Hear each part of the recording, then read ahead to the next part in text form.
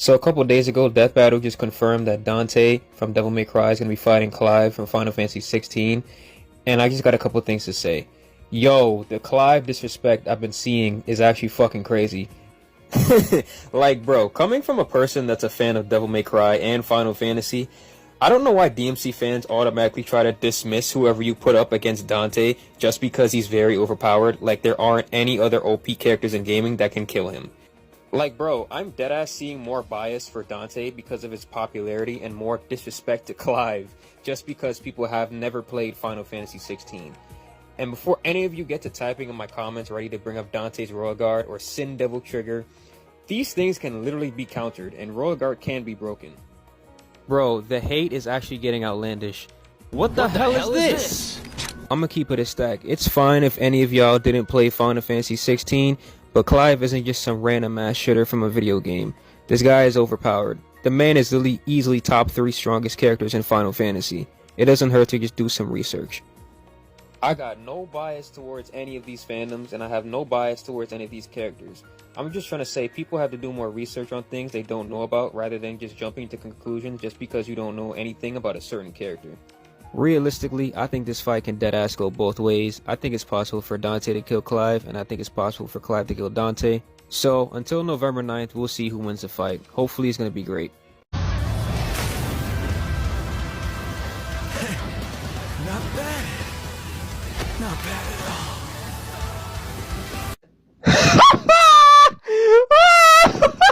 Oh my god, holy shit! I warned y'all. I literally warned you Devil May Cry fans. I said don't get too comfortable. Do your research on Clive before you start calling him a random. Now look, all of you guys look fucking stupid. The same people that were telling me Clive is gonna get speed blitz, this isn't a close fight, Clive isn't gonna do shit, you guys look dumb as fuck now. This fight was definitely close, whether you agree or not. Objectively, this fight was close. If you did your research, you know who Clive is and you know who Dante is. You guys know that I already said this fight could have went both either ways. It doesn't matter. Everybody was really trying to negate all facts about Clive killing gods, Clive having every single counter to every single thing Dante has in his kit as well. People just don't want to look at the facts and they're just biased. And none of y'all can tell me shit because I'm not biased at all. I love Devil May Cry, Kingdom Hearts, Final Fantasy, whatever the fuck it is. I love it all. But what I do love the most is facts. Dare I say that some of y'all niggas don't even know what the fuck facts are, but I'm not even gonna do it to you. And I can already hear y'all niggas in the comments talking about some, why are you laughing? It was still a close fight. I'm laughing because you guys were trying to pick your fucking eggs before they even hatched. A month before the fight even dropped. So now I have all audacity to laugh now. Cherry the Hedgehog vs Vincent Valentine from Final Fantasy. Two kind-hearted characters often seen as edgelords who experiment on in labs which lace chaos into their very selves, who lost a loved one and sought revenge on those that wronged them, leading to their one-shot spin-off shooter games in which they fight and beat up a super powerful primordial entity related to their past by using their final forms. This matchup Red Runner likes, and he's cool. You should check out his video on matchup he wants for Season 8. I think it's great, and I like both characters. They could have an epic gunfight. Prince Vegeta versus... Okay, so I got a bone to pick with some of you people. Initially, when I asked people who Vegeta's Saint Seiya opponent was, I got told it was Andromeda Shun. I doubled and triple checked, and they were very adamant on that. I made this thumbnail, and it was all good. Later I'd ask again because I was a little bit confused actually trying to figure out the connections here. Then I was told actually it's Vegeta versus Phoenix Icky, who apparently is the actual one. And these were the same people who told me to do Shun. I asked why they changed their minds, and their answer was nothing. So instead, fuck you, you get Vegeta versus Lahal from Disagaea. The arrogant princes who pride themselves on being the pinnacle of their kind, demons and Saiyans who refuse to acknowledge love despite very openly caring for the people around them. They're both tsunderes, let's be honest. Luigi vs Pac-Man from Pac-Man, video game icons who hunt ghosts, probably Pac-Man's best option and apparently legitimately close. I say that, but now it's no longer close because of a bunch of debunks. Captain America vs Kamen Rider 1 from Kamen Rider. Iconic heroes of America and Japan, generally kind of a legacy matchup and really much better than Cap's actual death battle opponent. The White Tiger Zord vs Gal Gaigar from King of the Braves. Giant white cat mechs that transform into tall combat robots that then combine with other vehicles to form a full-powered giant robot to protect the world.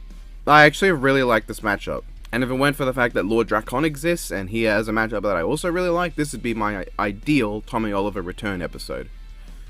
second Tommy Oliver return episode. Gundam Epion vs Armada Starscream from Transformers. Once again, very specifically, the version of Starscream from Transformers Armada. Some people are too stupid to know the difference between different versions of Transformers. Zex and Starscream are both tragic heroes whose stories revolve around finding and questioning their identities and allegiances, as well as the relation to people in their past, Zex's family and Starscream's Decepticons. Zex's Epion armor is also a giant red machine that transforms and fights primarily in melee with weapons that are superheated that come out of parts of their body. They also both ended their stories by doing the right thing and being a good guy to the end. It's a really cool and thematic fight. They're similar enough sizes for it to look good. You could have a really cool high-speed melee battle. I would love if Death Battle did this, but they won't. Ganondorf vs Garland from Final Fantasy. Powerful warriors who betrayed their people, the Gerudo and Cornelia, who wield massive swords and dark mystical abilities, capable of utilizing the power of mystic artifacts, the Triforce of Power and the Four Fiends of Chaos, to transform into massive monster demons, Ganon and Chaos. They also have more feral forms, Calamity Ganon and Feral Chaos. And their most iconic stories, Ocarina of Time and the original Final Fantasy, involve traveling back in time to try and stop them, only to fail and have to face their final forms anyway. I came up with this on a whim, but it actually kind of works and it would be cool. I think I prefer this to Link vs Cloud when it comes to Final Fantasy vs Legend of Zelda. Optimus Prime vs Burning Gundam from Mobile Suit Gundam. I don't get why people want Optimus vs Burning Gundam, but here it is.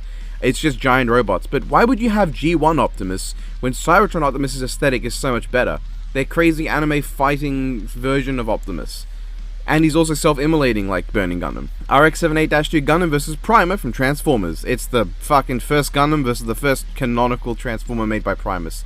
Swords, you know. Now hold on, I got a couple bones to pick here.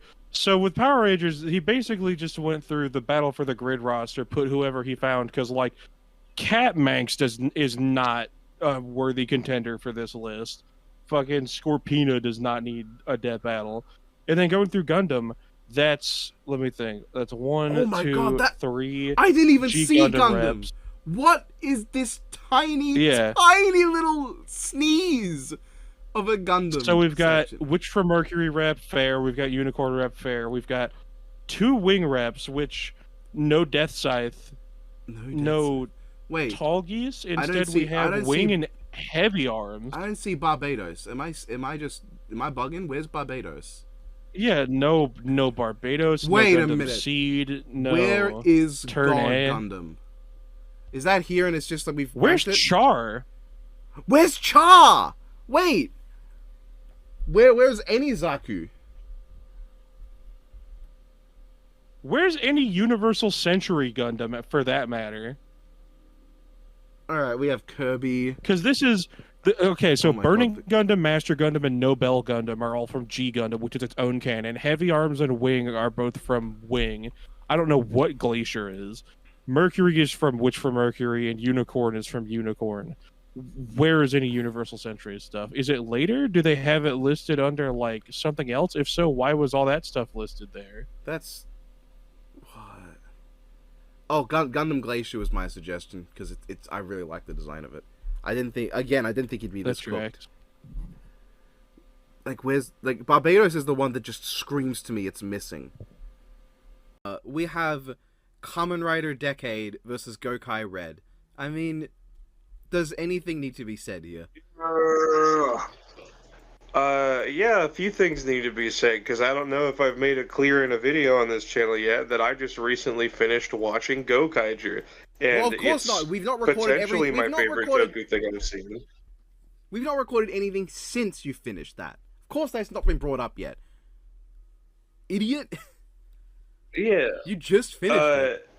But yeah, I really, really like Gokaiger, and most of the other things that I've seen Gokaiger in as well.